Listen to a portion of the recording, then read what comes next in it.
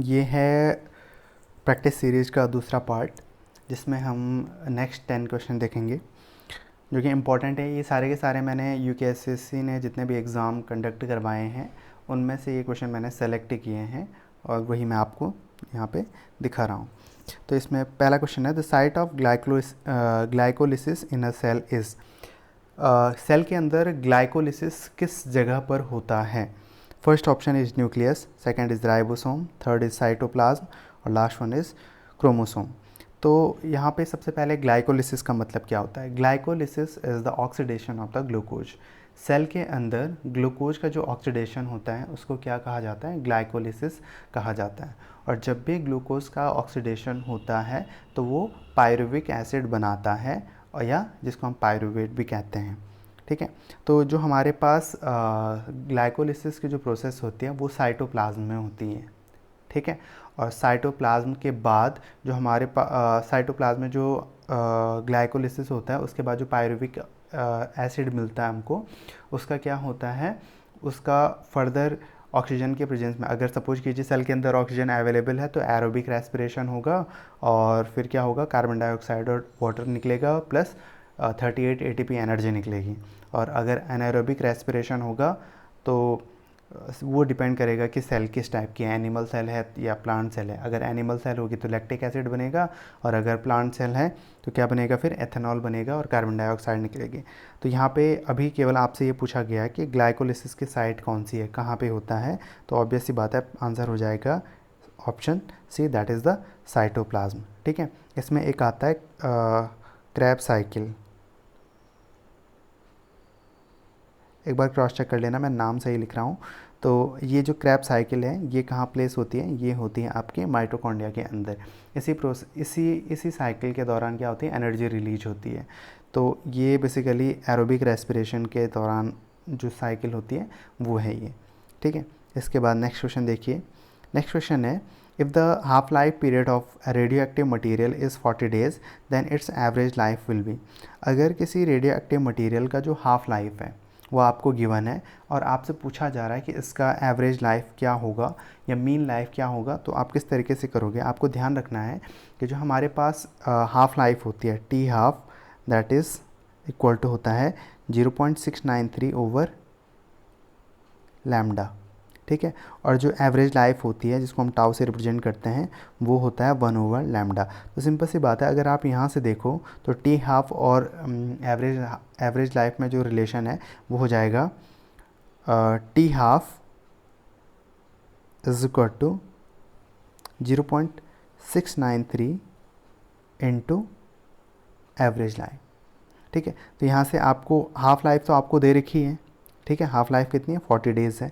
आपको average life निकालनी है, तो एवरेज लाइफ क्या हो जाएगी? 40 डिवाइडेड बाय 0.693। तो जब आप इसको सॉल्व करोगे तो आपका आंसर आएगा इसमें 57.6 डेज़।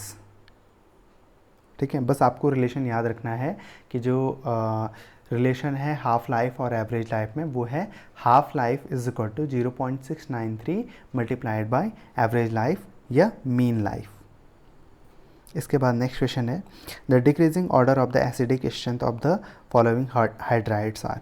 अब यहाँ पे हमको जो ग्रुप 16 है, ठीक है, ग्रुप 16 यानी कि ऑक्सीजन, सल्फर, सेलेनियम, टेल्यूरियम और पोलोनियम। तो पोलोनियम तो रेडियो एक्टिव है, तो यहाँ पे पोलोनियम नहीं दे रखा है। तो सबसे ऊपर है ऑक्सीजन, फिर है सल्फर, फिर है सेलेनियम, फिर है टेल्यूरियम। तो इनके हाइड्राइड के एसिडिक स्ट्रेंथ के बारे में पूछ रहा है।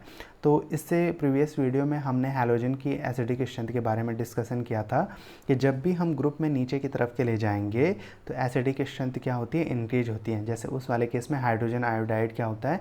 सबसे अधिक एसिडिक स्ट्रेंथ रखता है, और हाइड्रोजन फ्लोराइड की जो बेसिक स्ट्रेंथ होती है वो सबसे ज़्यादा होती है। तो उसी तरीके से यहाँ पर भी क्या होगा, जब हम ग्रुप में नीचे की तरफ के ले जाएंगे यानी कि ऑक्सीजन से टेल्यूरियम की तरफ के ले जाएंगे तो जो हमारे पास एसिडिक स्ट्रेंथ होगी वो इंक्रीज होती जाएगी। तो ऑब्वियस सी बात है यहाँ पे H2O की एसिडिक स्ट्रेंथ सबसे कम होगी, फिर उसके बाद H2S की, फिर उसके बाद H2Se की, और लास्ट में H2Te की। तो गिवन ऑप्शन में जो करेक्ट आंसर हो जाएगा वो हो जाएगा ऑप्शन ए। देखिए यहाँ पे सबसे ज़्यादा डिक्रीजिंग ऑर्डर बोला गया ना, यानी कि सबसे पहले सबसे ज़्यादा एसिडिक स्ट्रेंथ वाला आएगा। तो अगर आप इस ग्रुप की बात करें, ग्रुप 16 की बात करें, तो उसमें लास्ट एलिमेंट पोलोनियम है। पोलोनियम तो है नहीं, वो रेडियो एक्टिव है। तो यहाँ पे टेल्यूरियम है, तो टेल्यूरियम की जो एसिडिक स्ट्रेंथ होगी वो सबसे ज़्यादा होगी, फिर सेलेनियम की, फिर सल्फ़र की, और फिर ऑक्सीजन की हाइड्राइड की। तो ये डाईहाइड्राइड दे रखे हमको सबके। इसके बाद नेक्स्ट क्वेश्चन है, an important biofertiliser cyanobacteria is used as in the crop of. Cyanobacteria जो है, जिसको हम नील हरित शैवाल कहते हैं, उसका यूज किस फसल में एज ए बायो फर्टिलाइज़र किया जाता है? तो इसका करेक्ट आंसर है पैडी, धान में किया जाता है। जो चावल की खेती की जाती है, तो चावल की खेती में अब बायो फर्टिलाइज़र के तौर पे किसका यूज किया जाता है? साइनोबैक्टीरिया का यूज किया जाता है। ये क्वेश्चन बहुत इंपॉर्टेंट है, कई एग्जाम में पूछा गया है। इसके बाद नेक्स्ट क्वेश्चन है, graphite is a layered lattice and the layers are joint together by. ठीक है, आप जानते हैं कि ग्रेफाइट कार्बन की एक फॉर्म है। बेसिकली कार्बन की 3 फॉर्म है। एक हो गया आपके पास कोल, फिर उसके बाद डायमंड, फिर ग्रेफाइट, और एक और भी है जिसका स्ट्रक्चर फुटबॉल के जैसा है। अगर आपको ध्यान हो तो आप ज़रूर मेंशन करें कमेंट्स में। तो यहाँ पे हमको पूछा गया कि ग्रेफाइट जो है उसका जो स्ट्रक्चर है, लैटिस स्ट्रक्चर है, वो लेयर्ड है, मतलब अलग अलग लेयर बनी हुई हैं। इसमें क्या होता है, ग्रेफाइट में हर एक कार्बन एटम 3 कार्बन एटम से जुड़ा हुआ रहता है। ठीक है, तो यहाँ पे हमारे पास जैसे बेंजीन का स्ट्रक्चर होता है ना, वैसे ही स्ट्रक्चर्स बने हुए होते हैं, वो आपस में कनेक्टेड होते हैं। तो वो कह रहा है कि जो हमारे पास अलग अलग लेयर्स बनी हुई हैं, वो किसके थ्रू आपस में जुड़ी हुई रहती हैं?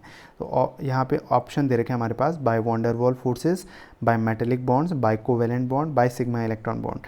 तो यहाँ पे जो करेक्ट आंसर है वो है by van der Waals force. Van der Waals force के थ्रू क्या होते हैं, वो लेयर्स आपस में जुड़ी हुई रहती हैं। एक बहुत इंपॉर्टेंट क्वेश्चन है जो ग्रेफाइट और डायमंड से पूछा जाता है, वो ये है कि ग्रेफाइट में जो कार्बन होता है उसका हाइब्रिडाइजेशन क्या होता है? तो ग्रेफाइट में आपको ध्यान रखना है कि जो उसका हाइब्रिडाइजेशन होता है वो होता है sp2 हाइब्रिडाइजेशन। ठीक है, ग्रेफाइट में जो कार्बन का हाइब्रिडाइजेशन स्टेट होता है वो sp2 हाइब्रिडाइजेशन स्टेट होता है। और अगर डायमंड की बात की जाए तो डायमंड में इसका जो हाइब्रिडाइजेशन स्टेट होता है वो होता है sp3। ठीक है, इस तरीके से आपको ये थोड़ा याद रखना। आपको ये भी याद रखना है कि ग्रेफाइट क्या है? ग्रेफाइट इलेक्ट्रिसिटी का कंडक्टर है, माइल्ड कंडक्टर है, मतलब सिल्वर या मेटल की तरह फास्ट कंडक्टर नहीं है, बट माइल्ड कंडक्टर है। इसके बाद नेक्स्ट क्वेश्चन है, the geometry of hybrid orbitals in D2sp3 hybridisation is. अगर आपने लास्ट वीडियो देखा है तो लास्ट वीडियो में मैंने ये चीज़ मेंशन की थी, जब मैं आपको जीनॉन के फ्लोराइड बता रहा था। मैंने वहाँ पे आपको कहा था कि जीनॉन के हमारे पास जो फ्लोराइड है वो है XeF2, XeF4 और XeF6। तो उसमें मैंने आपको बताया था कि XeF2 जो होता है उसकी जो ज्योमेट्री है वो लीनियर है, और उसमें जो हाइब्रिडाइजेशन है वो है sp3d। ठीक है, और उसी तरीके से जो हमारे पास XeF4 है, तो उसका जो शेप है वो कैसा है, स्क्वायर प्लेनर है, और उसमें जो हाइब्रिडाइजेशन है वो है sp3d2। और उसके बाद हमने बात की थी कि XeF6 जो हेक्साफ्लोराइड है जीनॉन का, उसकी जो ज्योमेट्री है वो ऑक्टाहेड्रल है, डिस्टॉर्टेड ऑक्टाहेड्रल, और इसमें जो हाइब्रिडाइजेशन है वो sp3d3 हाइब्रिडाइजेशन है। तो यहाँ पे आपको दे रखा है D2sp3, यानी कि sp3d2 एक ही बात हुई। तो यहाँ पे जो हाइब्रिडाइजेशन होगा वो किस तरीके का हाइब्रिडाइजेशन होगा?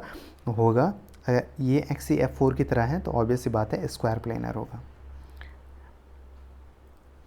इसके बाद देखिए, according to VSEPR theory the hybridisation and shape of xenon tetrafluoride compound are. देखिए ये क्वेश्चन मैंने आपको, एक ऐसा ही क्वेश्चन जीनॉन डाइफ्लोराइड के लिए मैंने आपको पिछले वीडियो में कराया था, और यहाँ पे हमारे पास इसमें जीनॉन टेट्राफ्लोराइड का आ गया। तो देखिए इसका क्या हो जाएगा, मैंने आपको बताया था sp3d2 इसका हाइब्रिडाइजेशन होता है। ठीक है, sp3 आप देखिए कहाँ पे sp3d2 हाइब्रिडाइजेशन और स्क्वायर प्लेनर, तो यहाँ पे C वाला जो ऑप्शन है वो करेक्ट हो जाएगा। इसके बाद नेक्स्ट क्वेश्चन है, blue baby syndrome is caused bye. Blue baby syndrome किसके कारण होता है? ठीक है, तो यहाँ पे आपके पास जो ऑप्शन दे रखे हैं उनमें है cadmium pollution, mercury pollution, arsenic pollution और excess nitrates in the drinking water. तो इसका जो करेक्ट आंसर है वो है ऑप्शन डी। अगर पानी में नाइट्रेट का अमाउंट बढ़ जाए तो जब ह्यूमन बॉडी इसको इनहेल करेगा तो नाइट्रेट क्या करता है, बॉडी में जाके वो नाइट्राइट में कन्वर्ट हो जाता है, और नाइट्राइट क्या करता है हीमोग्लोबिन के साथ, हीमोग्लोबिन बेसिकली ऑक्सीजन कैरियर है, तो हीमोग्लोबिन के साथ नाइट्राइट क्या करते हैं, एक अलग टाइप का कंपाउंड बना देता है जिसको हम कहते हैं मिथियोग्लोबिन, कुछ ऐसा नाम है उसका, बट आपको इतना याद नहीं रखना है कि वो कोई अलग टाइप का कंपाउंड बना देता है। जब वो कंपाउंड बनता है तो हीमोग्लोबिन की जो ऑक्सीजन कैरियर कैपेसिटी होती है वो डिक्रीज हो जाती है, जिसकी वजह से बॉडी में ऑक्सीजन की सप्लाई नहीं हो पाती है। और जब बॉडी में ऑक्सीजन की सप्लाई नहीं हो पाती है तो जिस पर्सन ने वो नाइट्रेट वाला जो वाटर इनहेल किया है, अंदर लिया है, कंज्यूम किया है, उसकी बॉडी ऑक्सीजन की सप्लाई ना होने के कारण क्या हो जाती है, नीली पड़ जाती है। इसी वजह से इस बीमारी को क्या कहा जाता है, ब्लू बेबी सिंड्रोम कहा जाता है। इसमें स्किन क्या हो जाती है, नीली हो जाती है। ठीक है, तो ये है excess nitrates in drinking water. Minamata disease is caused by, Minamata जो बीमारी है वो किसके कारण होती है? ऑप्शन है पीबी यानी कि लेड, उसके बाद एचजी मरकरी, फिर कैडमियम और फिर आर्सेनिक। तो आपको थोड़ा यहाँ पे ध्यान होना चाहिए कि जो मिनीमाता डिजीज़ है वो होती है आपके किसके कारण, मरकरी के कारण। बेसिकली मिनीमाता जो ये नाम है मिनीमाता, ये मिनीमाता नाम कहाँ से आया है? असल में मिनीमाता एक खाड़ी का नाम है, जापान में एक खाड़ी है मिनीमाता, और वहाँ पे क्या है कि फिशिस जो हैं उन्होंने क्या किया है, मतलब जो फैक्ट्रीज वगैरह से जो भी पॉल्यूटेड जो भी आउटकम आता था वो सारा का सारा बे में जाके गिर जाता था। तो फिशिस ने उनको कंज्यूम किया, और उसको कंज्यूम करने के बाद क्योंकि उनकी बॉडी के अंदर भी वही चले गया, तो उसमें जो कंजम्पशन उन्होंने किया उसमें मरकरी का अमाउंट ज़्यादा था। ठीक है, अब उन्हीं फिशेस को जब लोगों ने कंज्यूम किया तो उनको क्या हो गया, उसके कंजम्पशन की वजह से वो बीमारी होने लग गई। तो इस वजह से उस पर्टिकुलर बीमारी को जो मिनीमाता बे के नज़दीक हुई है उसको मिनीमाता डिजीज़ नाम दिया गया, और ये बीमारी सबसे पहले 1956 में आई थी जापान में। ठीक है, तो ये किसकी एक्सेस के कारण होता है? ये होता है असल में मरकरी के एक्सेस के कारण। ठीक है, किसके एक्सेस के कारण होता है? मरकरी के एक्सेस के कारण मिनीमाता डिजीज़ होता है।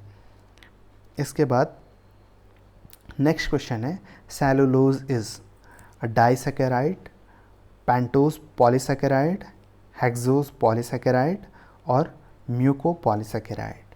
तो पहली बात, अगर हम बात करें तो आपको ये ध्यान होना चाहिए जब आप पॉलीमर वाला चैप्टर कर रहे हो तो उसमें आपको ये पता होना चाहिए कि मोनोसैकेराइड क्या है, ओलिगोसैकेराइड क्या है और पॉलीसैकेराइड क्या है।